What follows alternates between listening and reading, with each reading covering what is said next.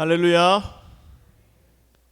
11월 22일 주일 예배를 하나님께 올려드리겠습니다. 다 함께 주께 가까이 나를 이끄소서 찬양하겠습니다.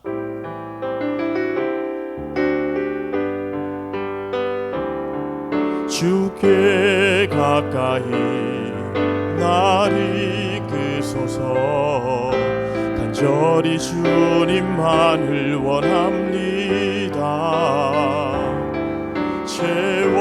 채워주소서 주의 사랑을 진정한 찬양 드릴 수 있도록 한 번 더 찬양합니다. 주께 가까이 나를 이끄소서 간절히 주님만을 원합니다. 채워주소서 주의 사랑을 진정한 찬양 드릴 수 있도록 목마른 나의 영혼 주를 부르니 나의 맘 만져 주소서. 주님만을 원합니다. 더 원합니다. 나의 맘 만져 주소서. 목마른 나의 영혼, 목마른 나의 영혼 주를 부르니 나의 맘 만져 주소서. 주님만을 원합니다. 더 원합니다.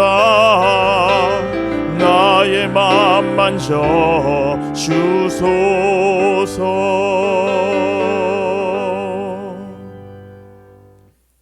다 함께 자리에서 일어나셔서 주기도문 찬양하겠습니다.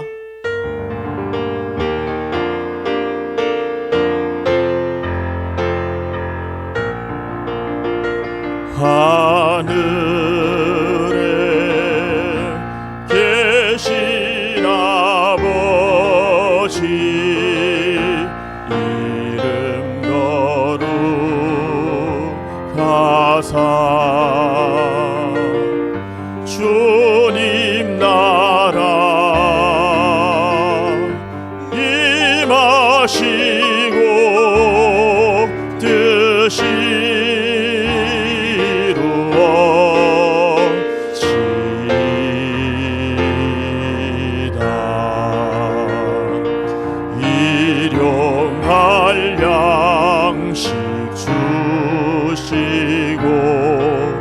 우리들의 큰 죄 다 용서하옵시고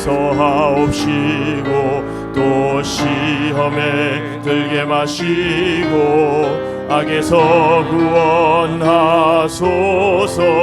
대개 주의 나라 주의 권세 주의 영광 영원히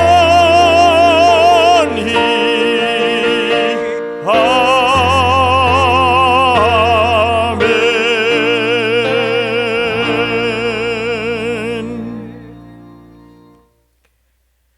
왕이신 나의 하나님이여, 내가 주를 높이고 영원히 주의 이름을 송축하리이다.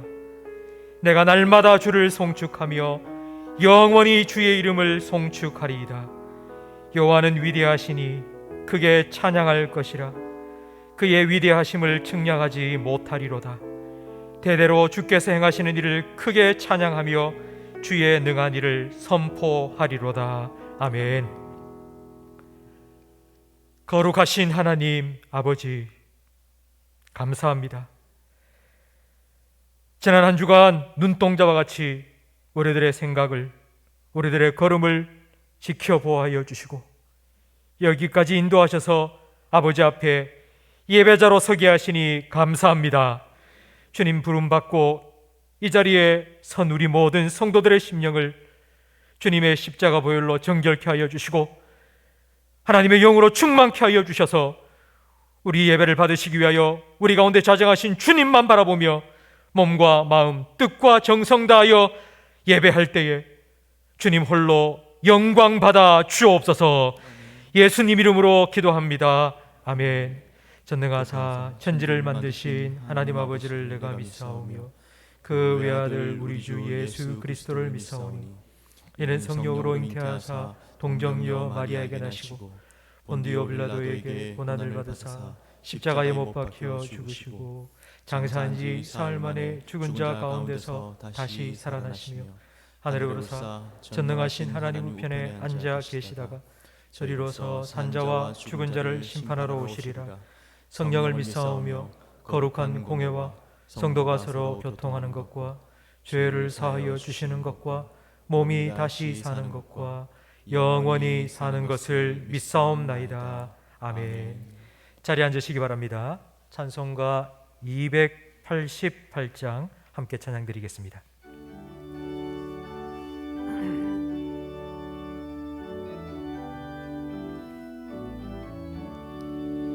예수를 나의 구주 삼고 성령과 피로써 거듭나니 이 세상에서 내 영혼이 하늘의 영광 누리도다. 이것이 나의 간증이요 이것이 나의 찬송일세. 나 사는 동안 끊임없이 구주를 찬송하리로다.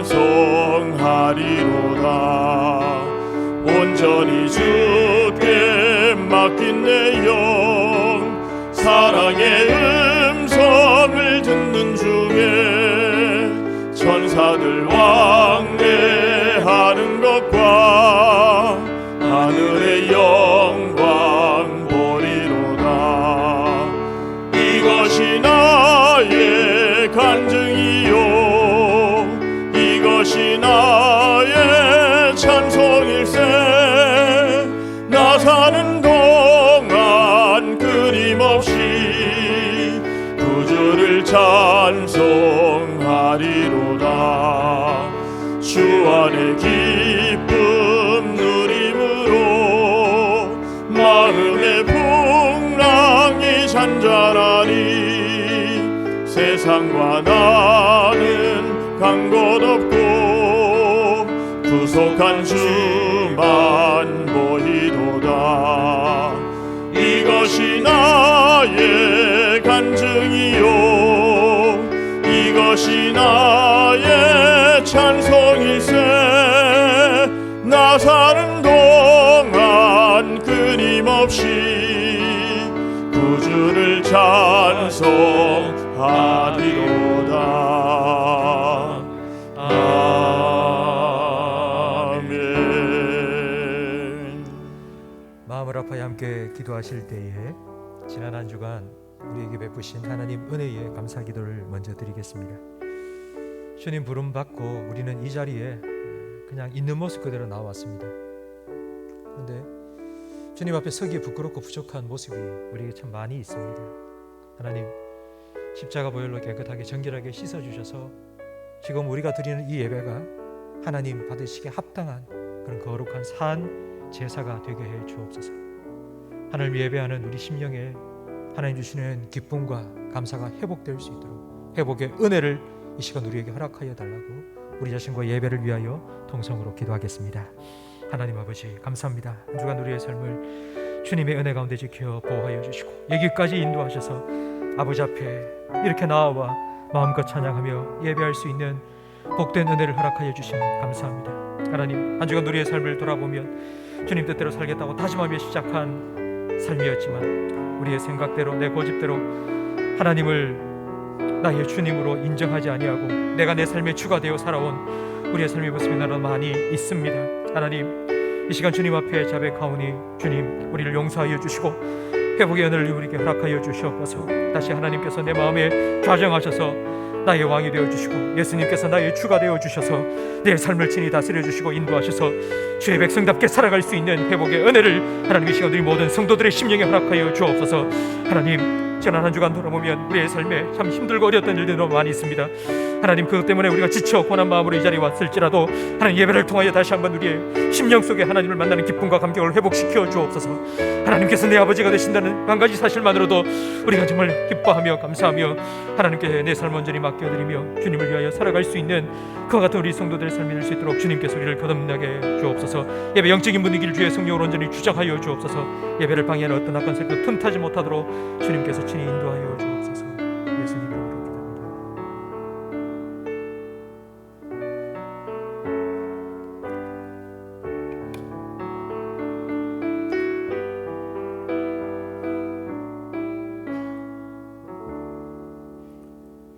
사랑과 은혜가 풍성하신 하나님, 지난 한 주간도 하나님의 은혜의 날개 아래 거하게 하시사 모든 성도들의 가정과 직장과 사업장을 축복하여 주시고 삶의 현장에서 하나님을 예배하며 주님과 동행함으로 평안을 누리게 하시니 감사드립니다. 하나님의 은혜로 이 거룩한 주일, 거룩한 주의 성도들이 연합하여 하나님의 교회로 모이게 하시고 오직 거룩하신 하나님만 높이며 경배와 찬송으로 하나님께 예배드리게 하시니 감사드립니다. 이 시간 친히 이곳에 좌정하여 주셔서 우리의 드려지는 예배를 기뻐 받아 주옵소서. 지난주 추수감사주를 통해 한 해를 돌아보며 여기까지 인도하신 에베네셀의 하나님을 생각하며 작은 것에도 감사할 수 있는 귀한 마음으로 감사의 제목들을 나누게 하시니 감사드립니다. 그 입술의 고백이 주를 향한 우리의 믿음의 고백이 되게 하시고 앞으로 더욱더 감사가 풍성한 삶을 누리며 살아가는 우리 온 성도들이 되게 하여 주옵소서. 한 주간을 돌아보며 하나님의 뜻대로 살고자 하였지만 때로는 육신의 정욕과 안목의 정욕, 이생의 자랑으로 하나님보다 세상을 더 사랑하며 살아왔음을 고백하오니 주님 용서하여 주옵소서. 날마다 말씀으로 우리를 가르쳐 주시고 하나님의 충만한 것으로 우리를 충만케 하사 마음을 다하고 뜻을 다하여 오직 하나님만 사랑하고 이웃을 사랑하는 주의 백성으로 하나님을 기쁘시게 하는 모든 성도들이 되게 하옵소서. 하나님 아버지, 주님께서 70여 년 전에 이곳에 주의 몸된 교회를 세워주시고 우리 교회를 통하여 이 지역을 섬기며 복음을 전파하며 생명사역을 감당하게 하시니 감사드립니다. 교회에 속한 모든 성도들이 각자의 자리에서 협력하여 섬기며 주 안에서 같은 마음을 품고 다툼과 허영으로 하지 않으며 서로 연합하여 하나님의 거룩한 사명을 잘 감당할 수 있도록 저희들에게 필요한 지혜와 은사도 더하여 주옵소서. 교회를 위해 앞장서서 섬기시는 담임 목사님께 영육간의 강건함을 더하여 주시고 주님의 마음으로 몸된 교회를 섬기며 주님의 사랑으로 성도들을 목양하는 담임 목사님 되게 하여 주시고 언제나 말씀으로 기도로 깨어있어 하나님의 뜻대로 순종하시는 목사님 되게 하옵소서.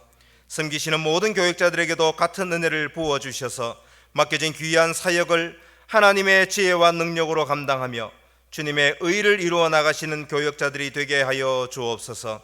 더불어 모든 장로님, 집사님, 권사님들과 온 성도들이 연합하여 같은 마음으로 교회를 섬기게 하시고 연약하고 병약하고 힘들어 지쳐 있는 지체들을 위해 기도하며 돌아보는 사랑이 넘치는 공동체가 되게 하옵소서. 특별히 오랜 토병으로 인해 힘들어하는 성도들을 주님께서 친히 찾아가 주셔서 능력의 손으로 만져주시고 고쳐주셔서 속히 깨끗이 회복되어 이 자리에 나와 함께 하나님을 찬양하며 예배하는 기쁨을 누릴 수 있도록 은혜 내려 주옵소서. 오늘도 예배를 위해 안내로 차량으로 방송 등으로 섬기는 모든 손길들 가운데 하나님께서 함께하여 주시고 주님의 사랑으로 즐거이 섬길 수 있는 귀한 은혜를 주시고 그들의 가정과 삶 가운데 주님의 축복이 넘치게 하여 주옵소서. 이 시간 말씀 들고 서시는 담임 목사님께 성령의 충만함을 다하여 주시고 오직 하나님의 뜻만 전하게 하시고 듣는 모든 심령 가운데 지혜와 계시의 성령님께서 주장하여 주셔서 선포되는 말씀을 오늘 우리들에게 하시는 하나님의 말씀으로 받아들이며 일주일의 삶 가운데 그 말씀에 순종하며 따르는 귀한 발걸음이 되게 하옵소서. 드려지는 모든 예배 가운데 동일한 은혜가 있게 하시고 온종일 하나님만 높이는 은혜의 시간들로 채워주시기를 간절히 원하오며 언제나 우리를 사랑하사 우리에게 좋은 것 주시기를 원하시는 예수님 이름으로 간절히 기도드리옵나이다. 아멘.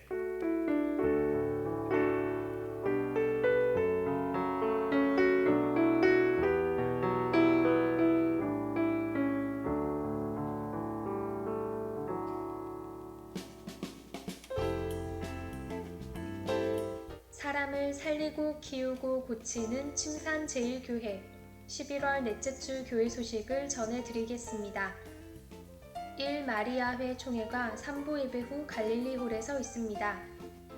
정기당회가 2부 예배 후 당회실에서 있습니다.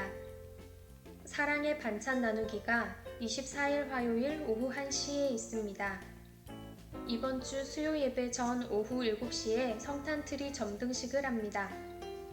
다음 주 교구별 예배 시간이 주보에 나와 있습니다. 안전하고 은혜로운 예배를 위해 교구별로 정해진 예배 시간에 참석해 주시기 바랍니다. 2021 신임 서리집사 대상자 교육이 다음 주 1, 2부 예배 후 대예배실에서 있습니다. 주간 성경 공부는 12월 6일 주일날 마감합니다. 우리 교회 수험생들을 위해 성도님들의 많은 기도 부탁드립니다. 연말 주요 행사가 주보에 기록되어 있습니다. 일꾼 임명과 은퇴 및 수료식은 12월 6일 주일 예배 중에 하고 12월 9일 수요 예배는 임직 감사 예배로 드립니다. 하나님의 은혜로 양육받는 찬송가 213장 우리 1절 찬양 드리며 봉헌하겠습니다. 나의 생명 드리니 주여 받아주셔서 세상 살아갈 동안 찬송하게 하소서.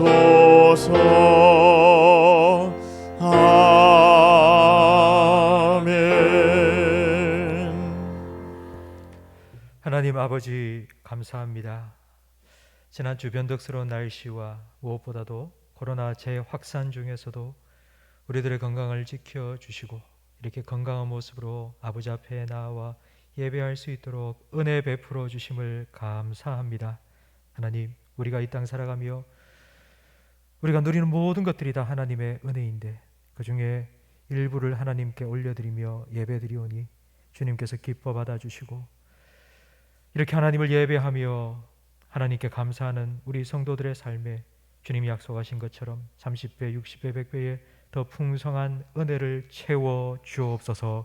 하나님, 지금 코로나가 재확산되고 있고 다음 주가 되면 500명, 600명 확진자가 늘어날 거라고 지금 추측하고 있습니다. 주님 간절히 바라옵나니 우리의 기도를 들으시고 이 땅에 긍휼을 베풀어 주시며 주님 확신을 막아 주옵소서. 하나님, 우리 한국교회의 교회 안에서 더 이상 확산되지 않도록 주님께서 교회들을 눈동자와 같이 지켜보아여 주옵소서. 12여일 앞으로 다가온 수능 시험을 준비하는 우리 교회 12명의 수험생들 위해 주님께서 평강을 허락하여 주옵소서.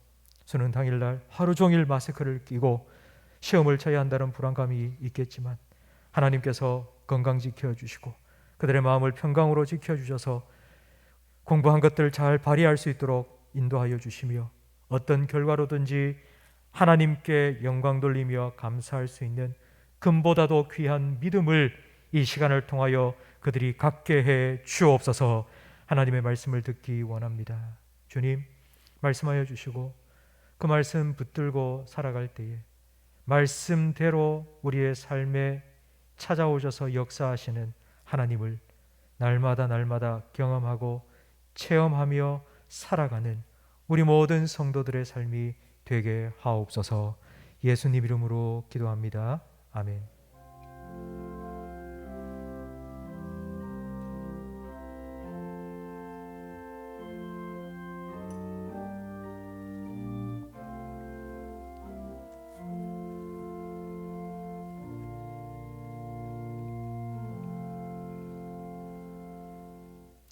레위기 23장 말씀입니다.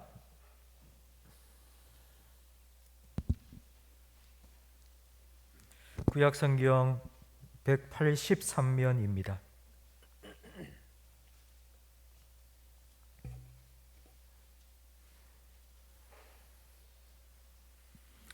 구약성경 183면 레위기 23장 41절부터 44절까지 저와 성도님 한 절씩 번갈아가며 읽겠습니다.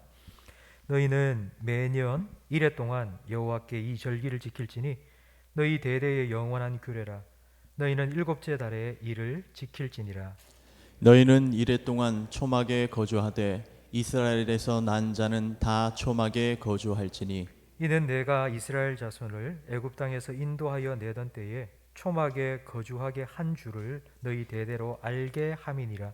나는 너희의 하나님 여호와이니라. 모세는 이와 같이 여호와의 절기를 이스라엘 자손에게 공포하였더라. 아멘. 주님의 성령 지금 이곳에 함께 찬양드리고 말씀을 듣도록 하겠습니다.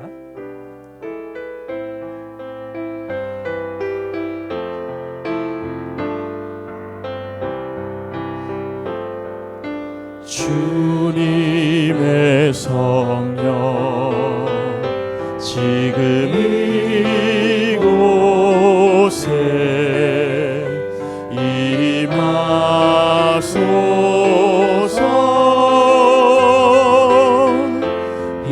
임하소서 주님의 성령 지금 이곳에 임하소서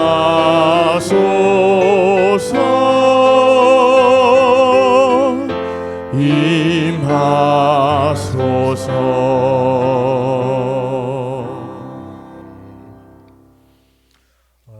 지금 코로나가 재확산되고 있다는 뉴스를 아마 여러분 들으셨을 겁니다. 지난 주일날 현장 지도하는 방역 공무원이 우리 교회에 와서 예배를 보고 갔습니다. 예배를 드린 게 아니고 그냥 보고 갔습니다. 근데 보고 가면서 뭘 지적했는가 하니 왜 설교하는 목사는 마스크를 끼고 있지 않느냐. 그래서 제가 마스크를 지금 착용하고 있는데요. 제가 그 얘기를 듣고 지난 주 중에 대구 기독교 청년합회하고 그다음에 한국 기독교 청년합회에 직접 전화를 해서 좀 문의를 했습니다. 지금 교회에 이렇게 찾아와서 설교자 마스크를 끼지 않는 문제를 지적을 했다. 그 부분에 대해서 우리 교회에서 좀 방역 당국에 좀 뭔가 좀 제안을 하고 좀 양해를 좀 구하면 좋겠다라고 해서 지금 아직 중앙중대본에서 어떤 지침이 내려오지는 않았습니다. 그럼 제가 이렇게 얘기를 했거든요. 사실 교회만큼 안전한 곳은 없습니다. 여러분 회사에 들어갈 때나 식당에 들어갈 때 발 소독하고 들어갑니까? 손 소독합니까? 식당이 1시간마다 방역하고 소독약 뿌리고 합니까? 어쩌면은 지금 세상에서 우리나라에서 제일 안전한 곳은 교회입니다. 들어올 때마다 발 소독하죠. 손 소독하죠. 열 체크하죠. 그리고 1시간마다 창문 열고 환기 다 시키죠. 그리고 소독약 다 뿌리죠. 그래도 방역 당국에서 그렇게 하는 거에 대해서 저희들이 따라주는 게 옳다 생각이 되어서 이렇게 마스크를 끼고 기도하고 찬양하고 했는데 그래도 여러분 좀 양해를 해주시고 제가 설교할 동안은 그래도 마스크를 좀 벗도록 하겠습니다. 여러분 양해를 해주시기 바랍니다. 예. 우리 좌우에 계신 분 인사 나누겠습니다. 잘 오셨습니다. 은혜 많이 받으세요. 마스크를 벗으니까 목소리가 확 달라졌죠? 예. 이번 수요 예배 전 7시부터 성탄 트리 점등식을 교회 앞 마당에서 지금 하려고 준비하고 있습니다. 예배를 마치니까 수요 예배를 마치니까 8시 30분쯤 되고 8시 30분에는 교회 앞 도로에 차가 안 다니더라고요.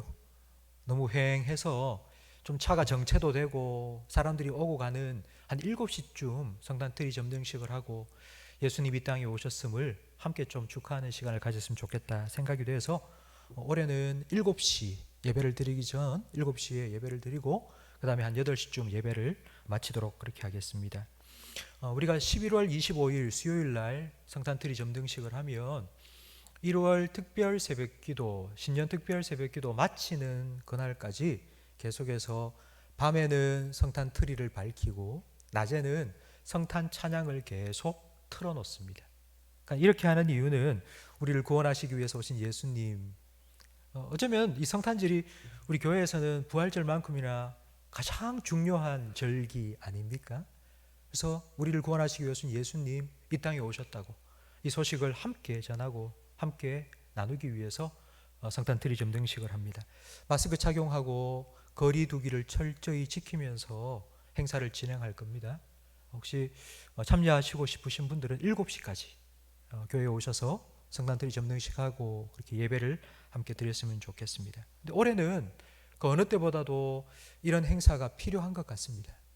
너무너무 힘든 한 해를 보냈는데 빛으로 오신 예수님, 우리의 소망이 되신 예수님 이 땅에 오셨다고, 아직 그 예수님이 이 땅에 오신 줄도 모르고 살아가는 사람들이 너무나도 많거든요. 그래서 그분들에게 예수님이 오셨음을 좀 전하는 이런 시간이 어느 때보다 필요한 것 같습니다.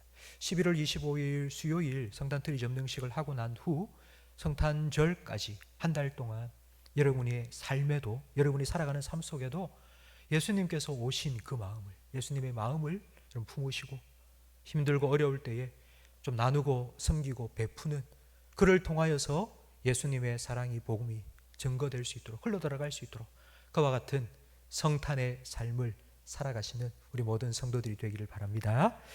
오늘 설교 제목 여러분 보셨습니까? 뭔가 좀 독특하지 않습니까? 라떼는 말이야. 혹시 이 말 들어보신 적 있습니까? 라떼는 커피 종류입니다. 커피에 우유를 부어서 만든 걸 라떼라고 합니다. 근데 라떼는 말이야, 이게 무슨 말인 거 아니? 요즘 젊은 청년들이 쓰는 말인데요. 회사에 가면 회사의 상사, 아버지뻘 되는 어르신들이 이런 얘기를 자꾸 하는 거예요. 나 때는 안 그랬어, 뭐 이런 얘기. 그런데 그런 얘기를 들으니까 싫은 거예요.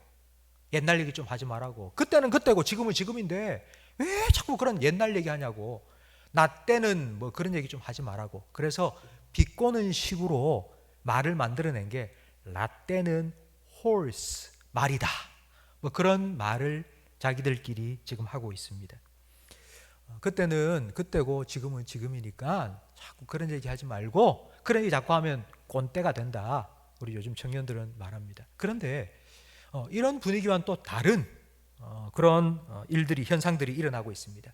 요즘 첨단 시대 아닙니까? 얼마나 멋진 디자인에 그리고 첨단 기능을 가진 최신의 장비들, 그런 기계들이 지금 많이 만들어지고 있습니다. 그런데도 우리 청년들 중에는, 요즘 사람들 중에는 일부러 옛날 거, 골동품 같은 거, 그런 걸 사서 쓰는 사람들이 있습니다. 그걸 레트로라고 말합니다. 레트로를 한문으로 말하면 복고풍, 복고, 옛날로 돌아간다, 그런 의미입니다. 작년 1월달 SBS 스페셜 다큐멘터리에 불편을 위하여라는 그런 방송이 있었습니다. 지금 점점 세상은 좋아지고 있습니다. 불편한 것들을 없애고 편리하게 살아가기 위해서 세상은 계속하여서 무언가를 만들어내고 있습니다.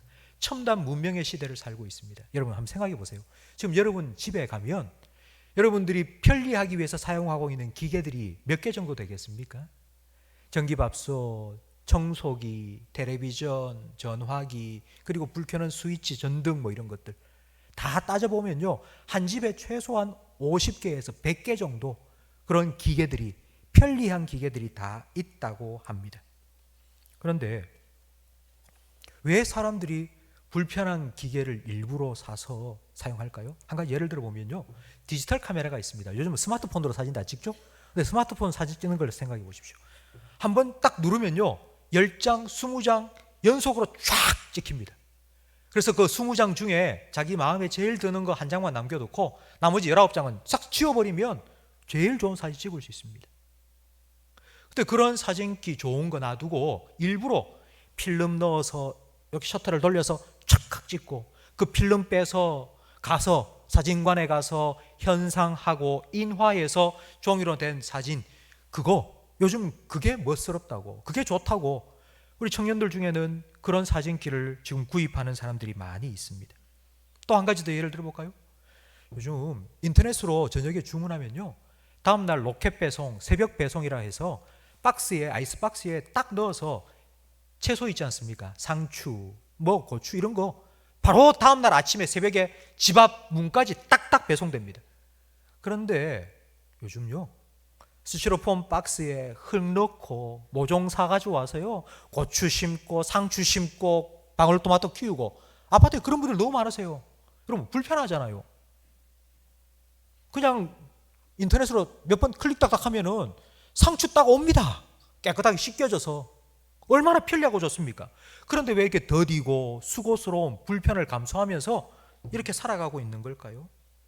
단순하게 아날로그적인 예스러운 어떤 감성 때문이 아닙니다. 그 방송에 나온 한 사람이 이렇게 말하는 겁니다. 사진 찍었다가 지웠다가 너무 쉽게 하는데 이 필름 카메라를 사용하면서부터 사진 한 장을 찍기 위해서도 구도를 생각하고 내가 이 사진 찍으면 좋을까 안 좋을까 생각을 한답니다. 정말 찰나의 아름다운 장면을 찍기 위해서 고민을 하면서 사진 하나 신중하게 찍는다는 겁니다. 타자기를 쓰는 사람, 컴퓨터 쓰다가 잘못 쓰면 확 지워버리고 다시 새로 쓸 수 있습니다. 근데 타자기 탁탁탁탁탁탁 치는 타자기는요, 그거 지울 수 없습니다. 그래서 한 번 더 생각하고 두 번 더 생각하고 내가 써야 될 글을 생각을 하고 쓰기 때문에 자기한테는 훨씬 더 좋다는 겁니다. 그 방송에 한 해부학 전문 의사가 나와서 이렇게 말했습니다. 사람의 뇌는, 머릿속에 있는 뇌는 사람이 살아가는데 움직이는데 필요한 기관인데 가면 갈수록 편리해져서 사람들이 움직이지 않게 되기 때문에 이 뇌가 사람에게 좀 뇌 좀 쓰라고, 움직이라고 그렇게 불편함을 계속하여서 추구하도록 만들고 있다고 얘기를 했습니다. 멍게, 바다에 있는 멍게는요, 유충으로 떠다닙니다. 이렇게 조만한 유충으로 바다를 떠다니다가 바위 위에 딱 붙는 순간 딱 안착을 하고 정착을 합니다. 그러면 그때부터 뇌가 사라집니다. 더 이상 생각할 필요가 없는 거예요. 딱 붙어서 그냥 편안하게 물 속에 있는 먹이 쭉쭉 빨아먹으면서 그냥 살면 되니까 뇌가 점점 줄어들어 사라져 버린다고 합니다. 뇌는 사람이 움직일 때 필요합니다. 그런데 점점 편리해지면서 뇌를 덜 사용합니다. 그렇기 때문에 뇌가 불편함을 계속해서 추구하도록 만들고 있다는 것입니다. 성도 여러분, 우리가 불편하게 살아가는 것, 이게 어쩌면은 정말 우리를 행복하게 만들고 더 건강하게 만드는 그런 길이 아니겠습니까? 제가 이 말씀을 드리는 이유는 오늘 본문에 나오는 초막절이라는 절기도 이렇게 불편함을 통해서 영적인 유익을 얻도록 만드는 절기이기 때문입니다. 39절, 우리가 읽진 않았지만 39절 말씀에 보면 이 초막절 절기가 언제 지켜야 되는 절기인지 나와 있습니다. 너희가 토지 소산 거두기를 마치거든. 그러니까 추수를 마치고 난 후라는 것입니다. 그래서 이 초막절의 다른 이름이 수장절입니다. 추수를 마치고 곡식을 저장해 놓고 지키는 절기라고 해서 수장절이라고 말합니다. 요즘으로 말하면 우리가 지난주에 지킨 추수감사절과 같은 절기가 바로 이 초막절입니다. 근데 이 초막절을 어떻게 지켜야 될까요? 오늘 본문 42절에 나와 있는데요, 우리 42절 말씀을 화면을 보면서 함께 읽겠습니다. 너희는 이레 동안 초막에 거주하되 이스라엘에서 난 자는 다 초막에 거주할지니라. 보세요, 이 초막절은 어떻게 지켜야 하는 거니? 이레 동안, 7일 동안, 꼬박 일주일 동안 초막을 지어놓고, 초막이라는 건 나뭇가지로, 나뭇잎으로 이렇게 얼기설기 만들어 놓고 그 안에서 일주일을 살라는 것입니다. 왜 집 놔두고 고생하라고 하는 걸까요? 그것도 추수 마치고 풍성할 때 잔치를 벌여야 되는데 그거 다 놔두고는 초막에 들어가서 왜 그런 고생을 하라고 하나님께서 말씀하신 걸까요? 왜 이런 불편한 삶을 살라고 하신 걸까요? 그 이유가 43절에 나옵니다. 우리 43절도 화면을 보면서 같이 읽겠습니다. 이는 내가 이스라엘 자손을 애굽 땅에서 인도하여 내던 때에 초막에 거주하게 한 줄을 너희 대대로 알게 함이니라.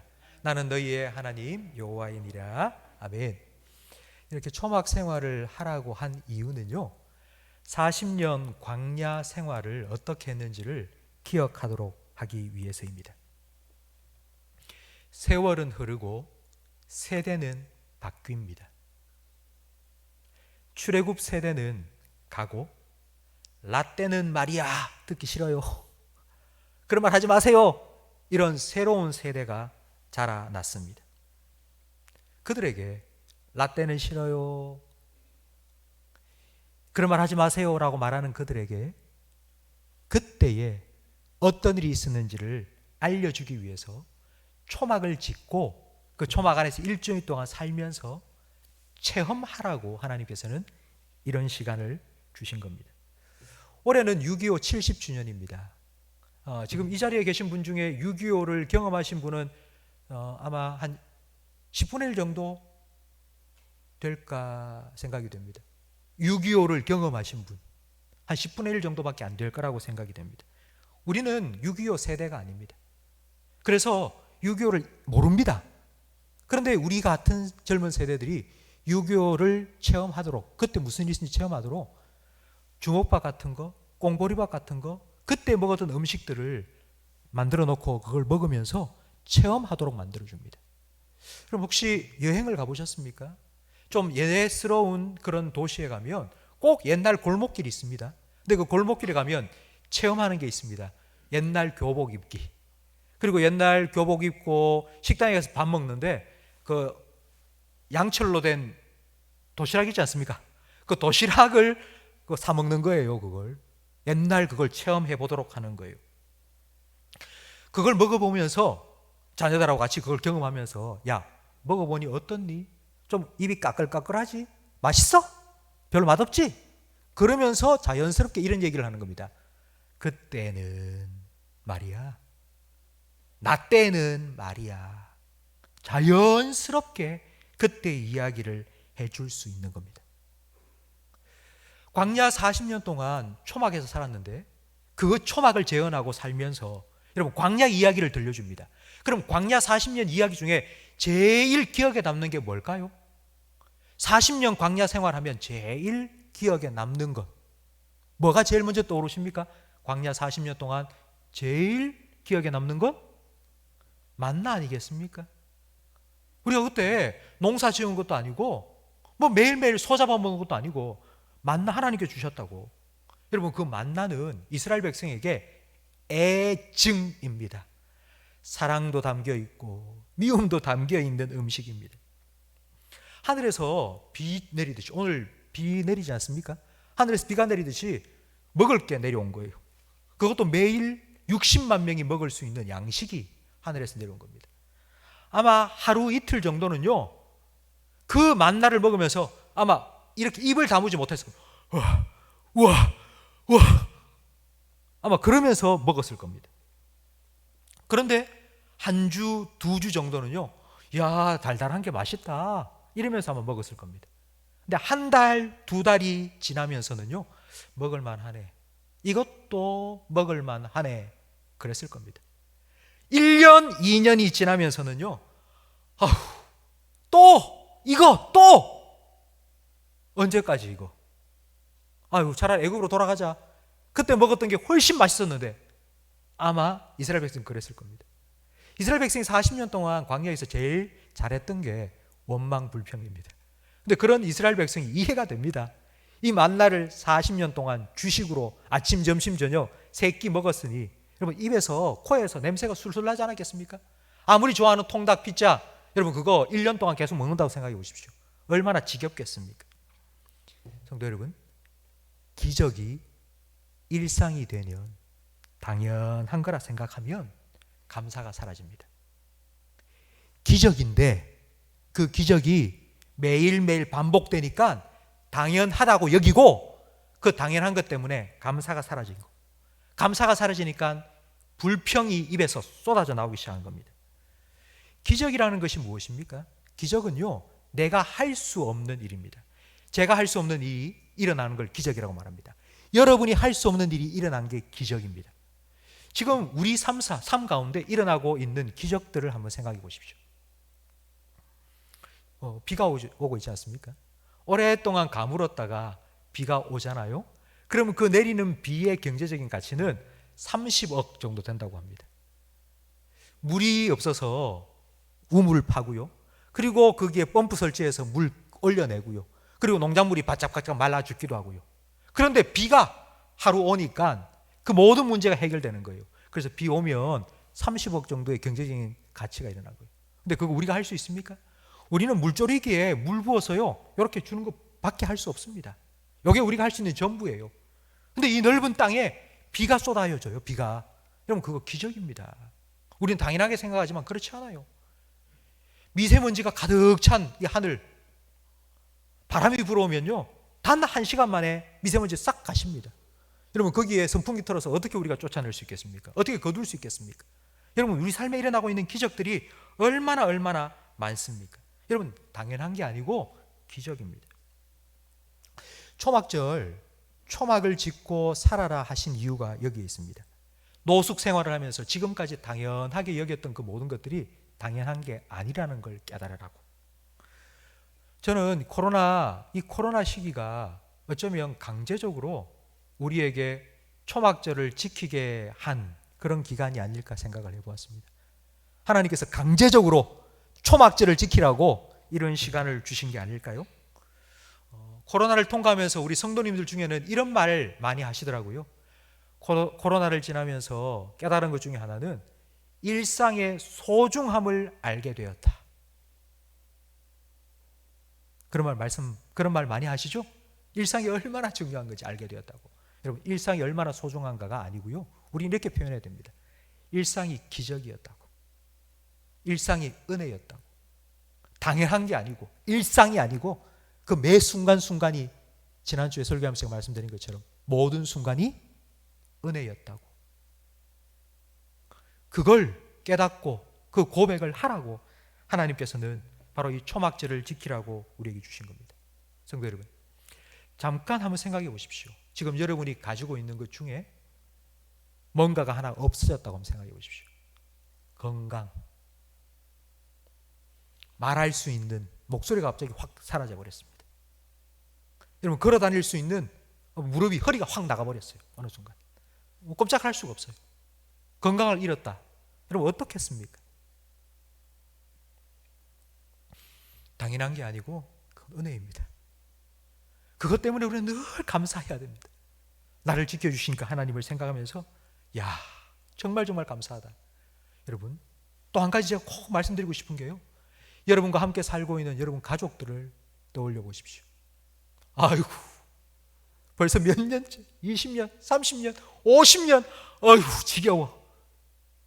여러분, 그 남편, 그 아내, 부모님, 자녀 옆에 늘 있으니까 당연하죠. 당연한 게 아니라 지겹죠. 근데 만약 없다면요,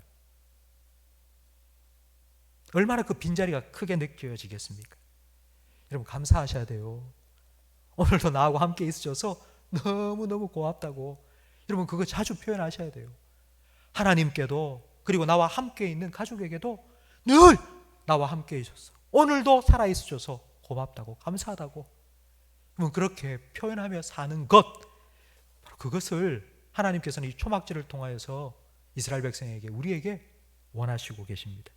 또 하나는 초막절을 통하여서 초막에 살아가면서 무엇이 중요한지를 깨닫기를 원하십니다. 필수적인 것과 부수적인 것이 있습니다. 필수적인 것은 없으면 안 되는 거예요. 근데 부수적인 건 없어도 되는 거예요. 초막에 살면서 이 두 가지를 하나님께서는 구분시킵니다. 성도 여러분 핸드폰 다 가지고 계시죠? 스마트폰 다 가지고 계시잖아요. 여러분, 스마트폰 필수적인 겁니까? 부수적인 겁니까? 여러분, 어떻게 생각하세요? 스마트폰 없으면 여러분 죽습니까? 텔레비전 없으면 여러분 못 삽니까? 없어도 살아갈 수 있습니다. 이런 거 없을 때에도 우리는 다 살아왔습니다. 10년 전, 20년 전 이런 거 없을 때도 우리는 하루하루 다 살아왔습니다. 그런데 언제부터인지 우리는 이게 없으면 못 사는 것처럼 생각을 하기 시작한 거예요. 손에 놓지를 않아요. 이거 없으면 안 되는데, 이거 안 보면 안 되는데. 하루 종일 그걸 들고 살아가고 있는 거예요. 그리고는 또 이렇게 생각하는 거예요. 지금 내 거는 내 핸드폰 뒤에는 팔자가 붙어요. 8. 내는 8인데 요번에 새로 12가 나왔어. 그래서 나 12를 사야 돼. 그 100만 원 넘는 그거 사야 돼, 꼭. 그래야지 내가 더 잘 살 수 있다고 계속해서 스스로에게 쇠뇌시킵니다. 나 저거 필요해. 난 12가 필요해. 나는 지금 8인데 8은 너무 구닥다리야. 12가 필요해. 12가 필요해. 돈이 필요해. 나 저거 있어야 돼. 그거 있어야지 난 더 잘 살 수 있다고 계속해서 자기를 쇠뇌시켜서 그걸 삽니다.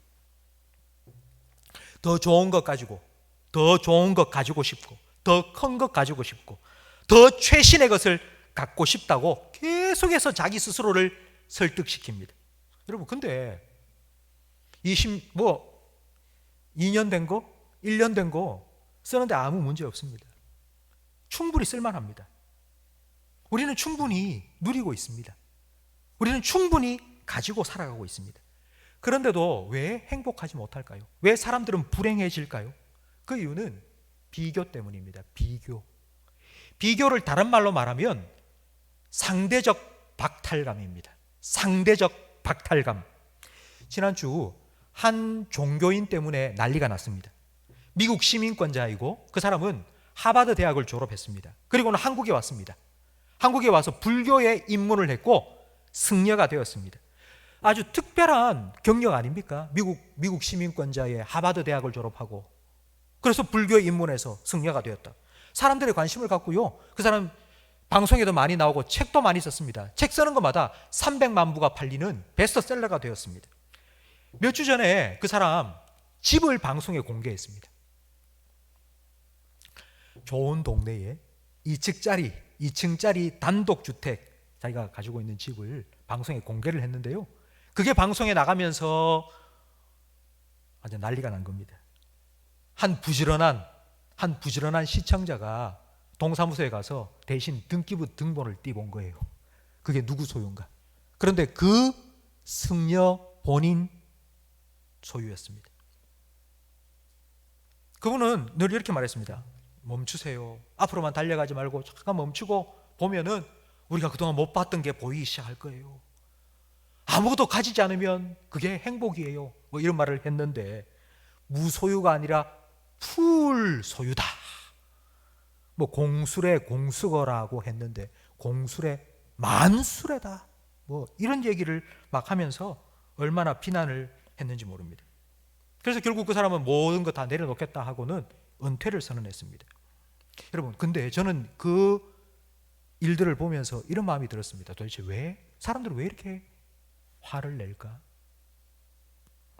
자기가 말한 대로 살지 않는 그 사람에게 실망했기 때문일까?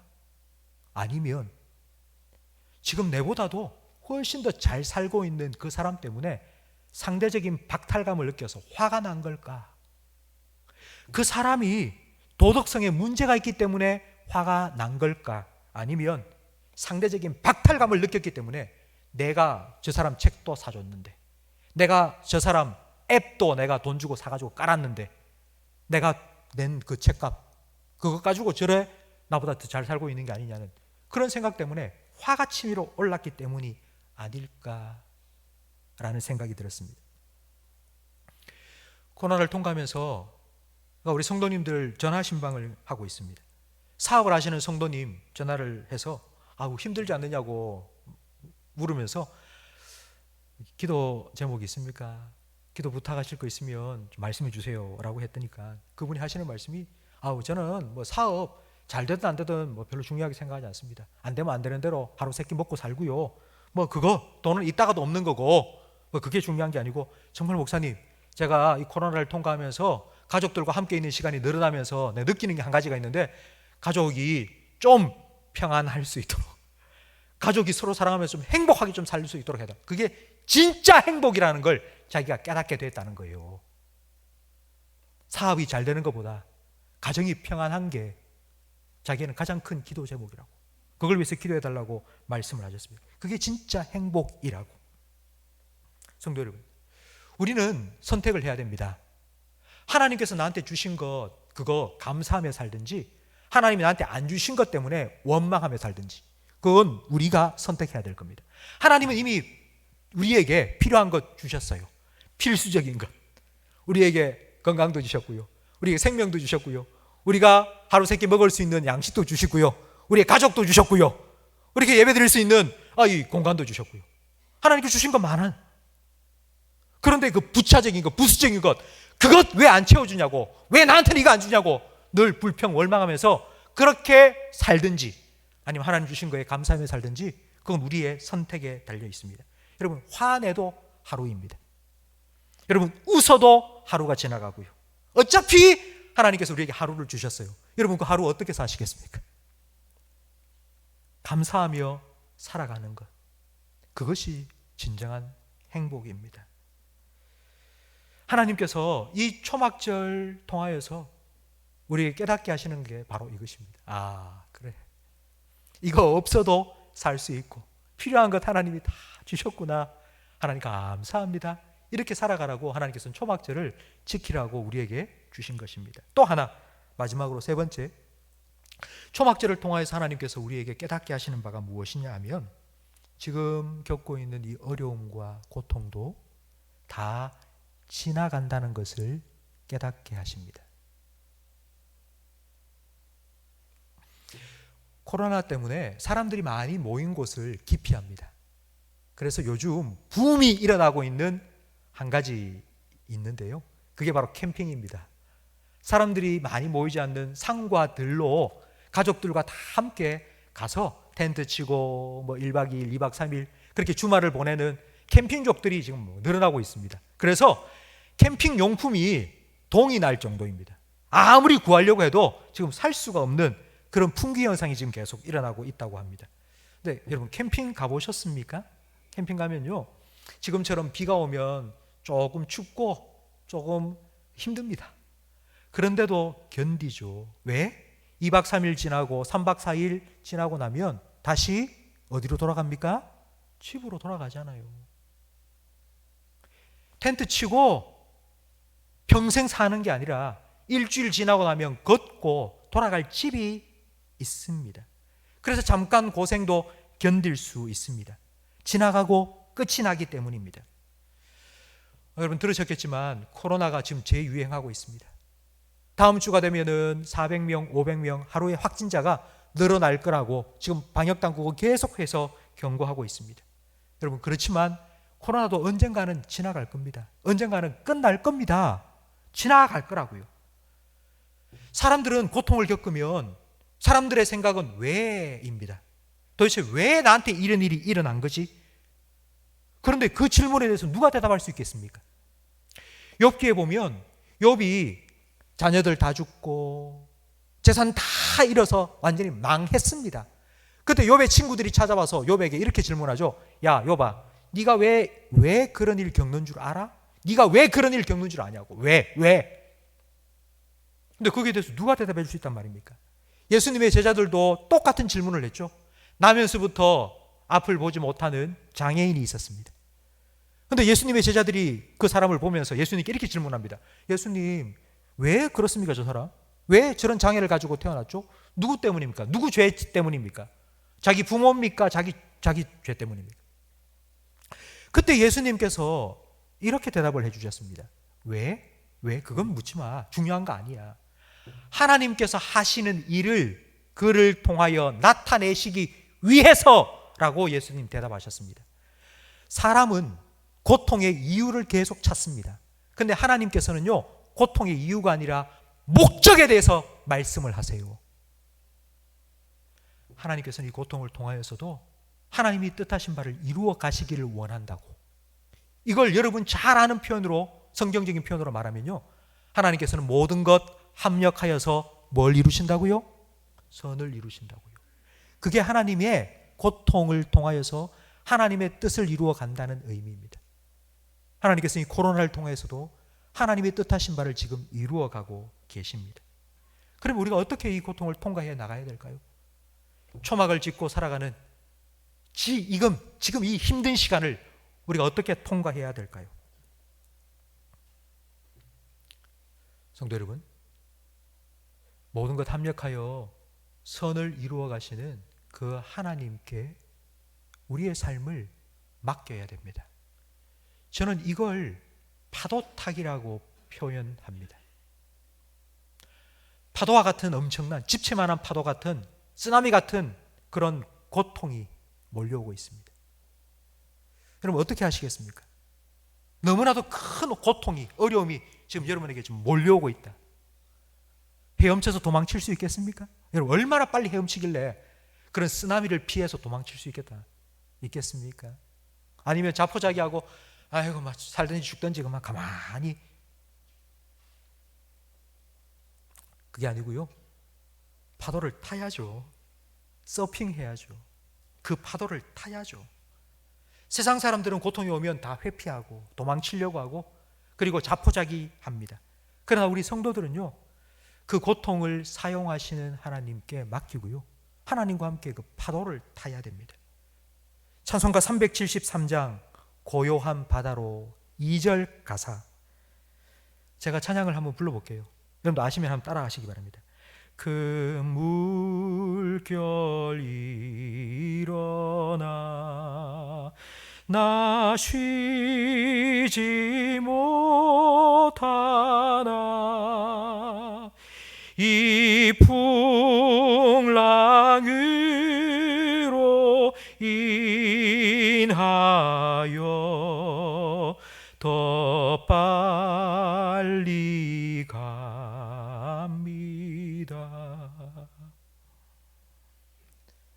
파도를 타면요, 그 풍랑으로 인하여서 더 빨리 갑니다. 하나님께로 더 가까이, 더 빨리. 성도 여러분, 혹시 여러분 중에 파도에 지금 휩쓸려 가지고 나 좀 죽겠다, 너무 힘들어 죽겠다, 혹시 그런 분 계십니까?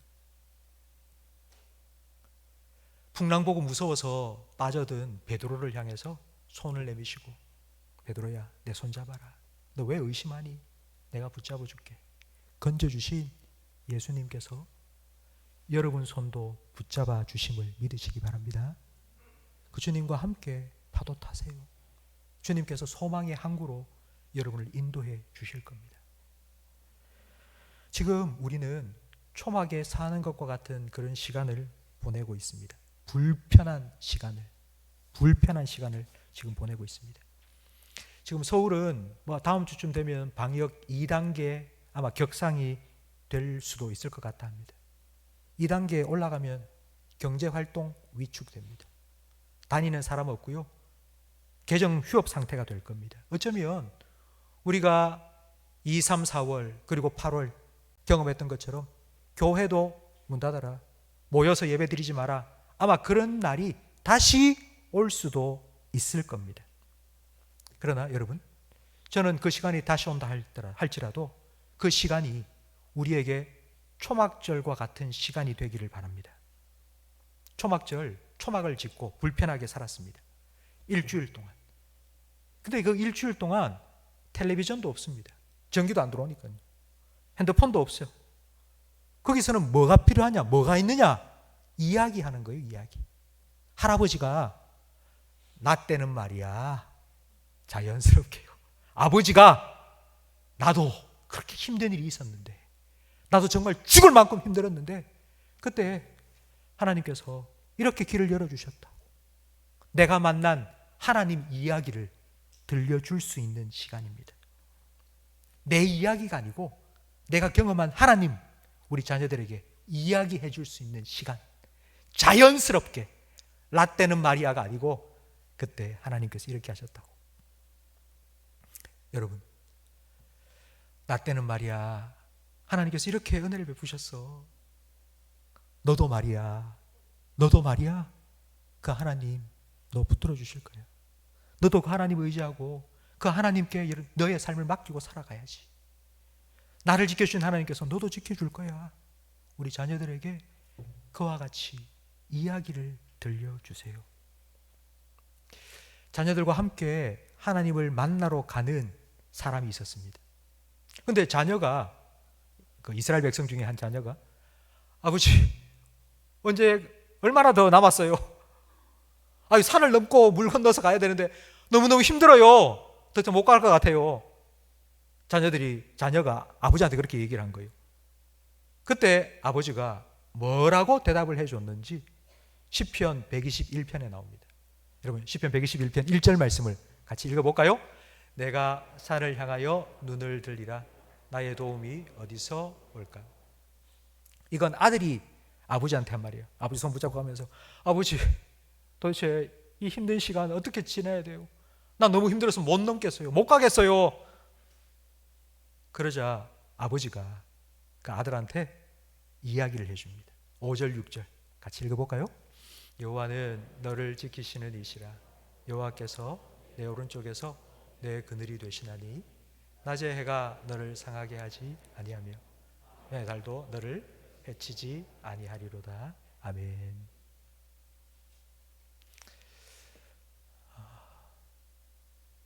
성도 여러분, 여러분의 이야기를 여러분 가족들에게 들려주세요. 텔레비전, 핸드폰 잠깐 꺼놓고 하나님 이야기 들려주시고, 여러분이 말씀 묵상한 거 같이 나누시고 이야기해 주시고, 하나님께서 여러분의 가정의 주인 되셔서 여러분의 삶 인도해 주신 것처럼 여러분의 자녀의 삶도 하나님께서 붙들어 주시고 인도해 주실 겁니다. 여러분, 그런 내가 되겠다고, 부모가 되겠다고, 여러분 그런 마음으로 우리 함께 금방 읽었던 시편 121편으로 만든 찬양이 있습니다.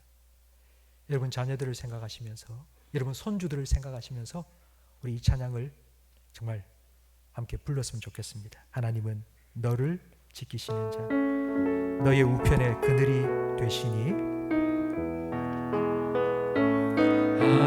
하나님은 너를 지키시는 자, 너의 우편에 그늘 되시니, 낮의 해와 밤의 달도 너를 해치 못하리. 하나님은 너를 지키시는 자, 하나님은 너를 지키시는 너의 환난을 면케하시니, 자, 너의 환난을 면케하시니, 그가 너를 지키시리라. 너의 출입을 지키시리라. 눈을 들어 산을 보아라. 너의 도움 어디서 오나. 천지 지으신 너를 만드신 여호와께 눈을 들어 산을 보아라. 눈을 들어 산을 보아라. 너의 도움 어디서 오나. 천지 지으신 너를 만드신 여호와께로다. 아멘. 기도하겠습니다. 하나님 아버지, 초막절과 같이 불편함을 통하여서 하나님의 은혜를 다시 기억할 수 있는 복된 시간을 저희들에게 허락하여 주심을 감사합니다.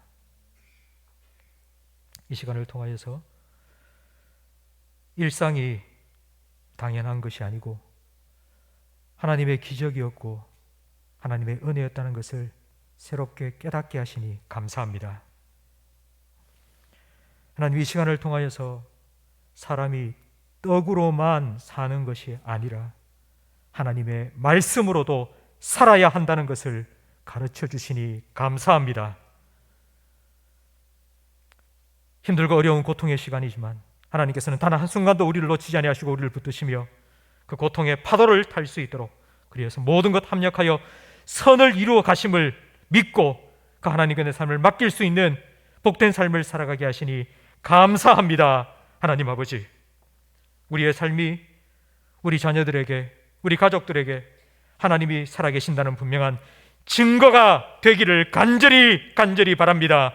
하나님, 먼저 우리의 마음속에, 우리의 입술에 감사가 회복되고 흘러넘치게 하셔서 우리를 통하여서 우리의 가정이, 그리고 우리 자녀들에게, 우리의 가족들에게 하나님의 사랑, 하나님의 은혜가 흘러들어갈 수 있도록 하나님 축복의 통로로 저희들을 사용하여 주옵소서. 하나님, 우리 자녀들을 주님께 맡겨드립니다. 금방 우리가 찬양했던 것처럼 너희의 하나님께서 너를 지키실 거라고, 너희의 우편에 그늘이 되어주실 거라고, 낮의 해가 밤의 달이 너를 상치 못하도록 하나님께서 너의 걸음을 인도해 주실 거라고, 그렇게 하나님께 온전히 맡겨드리고 하나님의 사람으로, 하나님의 자녀로 그렇게 우리 자녀들을 믿음 안에서 잘 양육해 나갈 수 있는 우리 모든 부모들이 될 수 있도록 하나님, 우리 모든 성도들의 가정에 믿음의 복을 허락하여 주옵소서. 예수님 이름으로 축복하며 기도합니다. 아멘. 우리 구주 예수 그리스도의 은혜와 우리 아버지 하나님의 사랑과 성령 하나님의 내주, 인도, 위로, 교통, 충만, 역사하심이, 내가 만난 하나님, 너도 그 하나님 의지하며 살라고 하나님을 이야기하는 그런 가정으로 세워가기를 소망하며 다짐하는 우리 모든 성도들 위해, 이들의 가정과 생업과 직장과 자녀들 위해, 우리 교회와 한국교회 위해, 우리 나라와 민족 위해, 그리고 전 세계 곳곳에서 저 복음 전하시는 선교사님들의 가정과 사역 위에 영원토록 함께 있을지어다. 아멘.